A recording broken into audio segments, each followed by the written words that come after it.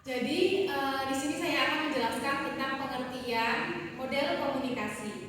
Nah, model itu sendiri adalah suatu gambaran atau skema sederhana. Nah, sedangkan model komunikasi massa adalah suatu gambaran dari proses komunikasi yang memperlihatkan kaitan antara satu komponen komunikasi dengan komponen lainnya.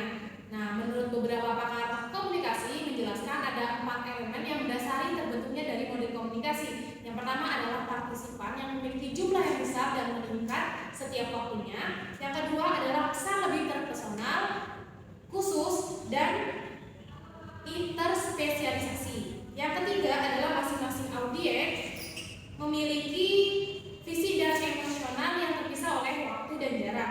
Dan yang terakhir adalah media massa menjadi syarat mutlak bagi saluran komunikasi massa. Selanjutnya akan dijelaskan mengenai model-model komunikasi oleh rekan saya.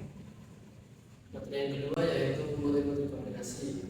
Nah, model komunikasi ini ada 6, yaitu salah satunya model alir air dua tahap. Nah, model ini digunakan oleh Paul Lazaville, Bernard Benson, dan berhasil pada tahun 1944. Dalam penelitian ini, mereka menemukan bahwa terpahan media memiliki sedikit pengaruh terhadap calon presiden yang dipilih masyarakat.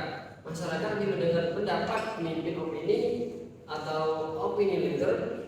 Jadi media massa membawa pengaruh kepada pemimpin opini yang mempengaruhi pendapat pengikutnya. Yang kedua yaitu model air banyak tahap. Nah, model ini ditemukan oleh model ini yaitu menerima sebesar media massa melalui pemimpin atau opini atau kontak langsung dengan media massa. Bahkan individu bisa mendapatkan informasi individu yang lainnya. Misalnya, seorang individu menerima pesan dari salah satu opini leader. Nah, setelah disebarluaskan oleh kelompok, kemudian individu ini mencari informasi ke orang lain. Jadi seperti itu. Yang ketiga yaitu model Malvern. Nah, model ini saluran media massa menjadi bisa menyebarluaskan pesan-pesan yang dikemukakan oleh sumber. Sementara itu fungsi menerima pesan adalah sebagai orang yang dikenai sasaran pesan yang disebarkan dan menginterpretasikan pesannya. Yang keempat yaitu model Michael Gamble dan Michael Gamble. Dalam model ini komunikasi bersifat memperluas komunikasi seperti seorang guru yang menceritakan sebuah cerita dari media muridnya, dari media kepada muridnya. Yang kelima yaitu model Hubbard Ubright Bun. Nah, model ini dikenal dengan Hub adalah model lingkaran yang dinamis dan berputar terus menerus. Yang keenam yaitu model Black and White. Model ini digunakan oleh Jay Black dan Frederick pada tahun 1988. Model ini memperkenalkan proses komunikasi massa secara umum, di mana proses komunikasi dibagi menjadi 4 wilayah, yaitu sumber, pesan, audiens, dan umpan balik. Ini adalah model menurut tokoh komunikasi.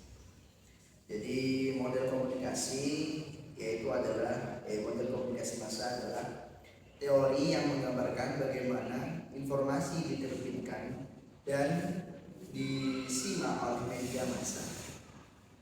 Model ini diterbitkan oleh para ahli seperti Howard de Laswell, Marshall M. Luhan, dan George Gardner. Adapun model Laswell yaitu komunikasi massa yang menggambarkan pesan yang mengalir dalam masyarakat yang majemuk, yang mengalir dengan model komunikasi yang terdapat beberapa komponen seperti who, says, what, in, what, channel, whom, dan with, what effect. Kemudian yang kedua adalah model MC Luhan, yaitu teori yang menggambarkan bahwa setiap penggunaan media secara luas membentuk masyarakat dan budaya. Setiap media menarik indera manusia dengan membentuk pengalaman audiensnya secara berbeda. Hal ini karena setiap media memiliki perangkat berbeda yang memproses pesan secara berbeda. Yang ketiga adalah model Gardner, yaitu teori Gardner mengeksplorasi persepsi penonton terhadap realitas yang menyatakan bahwa khalayak justru lebih aktif dalam membentuk persepsi terhadap informasi yang diterbitkan oleh media massa. Kemudian adalah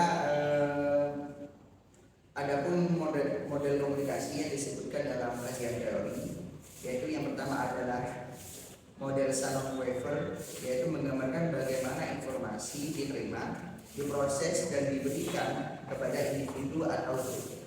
Yang kemudian kedua adalah model Berlou, yaitu menggambarkan bagaimana individu menerima, memahami, dan memproses informasi yang terdiri dari 6 tahap, yaitu sumber informasi, mengumpul informasi, kemudian ini hampir sama, sampai yang terakhir adalah penerima informasi. Yang ketiga adalah model tugas dan pengelolaan. Model ini menggambarkan bagaimana individu menerima, memahami dan memproses informasi di lingkungan organisasi. Dan ini cukup panjang, langsung saja kita ke akhir, yaitu model peserta didik, di mana model ini menggambarkan bagaimana peserta didik membangun pengetahuan dan memahami materi di sekolah. Jadi model ini terdiri dari 3 tahap, yaitu deskripsi teori, pengertian peserta didik, dan pengertian pembelajaran. Sekian, terima kasih. Saya balik ke orang ilmu komunikasi umum, nah itu kurang representatif, gitu ya. Nah, itu melekat, maka disediakan undang-undang itu bisa diakses dengan mudah, ya kan? Kemudian untuk memahaminya apa? Dengan dialog. Mulai kenapa kelompok itu dibentuk? Dia serius.